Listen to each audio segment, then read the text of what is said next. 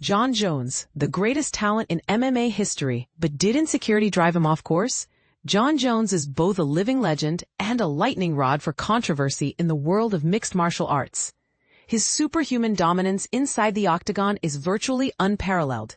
At just 23, he became the youngest UFC champion ever. And over the years, he compiled an astonishing 28-1 record, with 17 straight world title battles without a clean loss. His retirement on June 21, 2025, marked the end of a truly iconic era. Debates swirl, but even his harshest critics admit, the sport may never see another fighter like Johnny Bones again. But here's where things get messy. And this is the part most fans love to argue about. While countless fight fans and experts anoint Jones as the GOAT, others, including his old rival Daniel Cormier, completely disagree.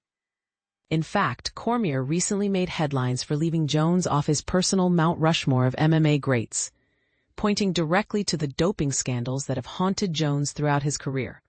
To some people, those failed drug tests have permanently stained his legacy, overshadowing every championship belt and highlight reel moment. Jones's record isn't spotless when it comes to performance-enhancing drugs, PEDs. The most infamous instance, after spectacularly knocking out Daniel Cormier at UFC 214 in July 2017. Jones tested positive for a steroid metabolite, turinabol, forcing the fight result to be overturned to a no contest. This was not an isolated case.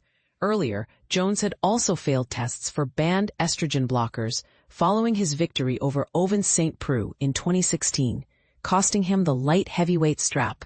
These incidents fueled endless debates about whether his greatness is owed entirely to skill or to something more artificial. And this is the part most people miss.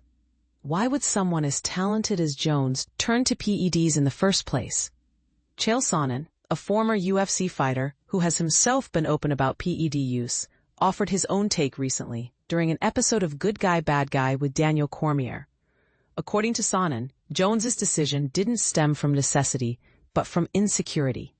Everybody, Sonnen argued, cheats the rules at some point because, deep down, they have doubts about themselves.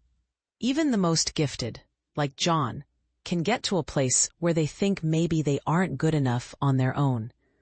Sonnen points out that while Jones seems surprisingly unfazed when confronted with other controversies, like hit-and-run accusations or rumors of recreational drug use, the accusations of steroid use really seem to hit a nerve.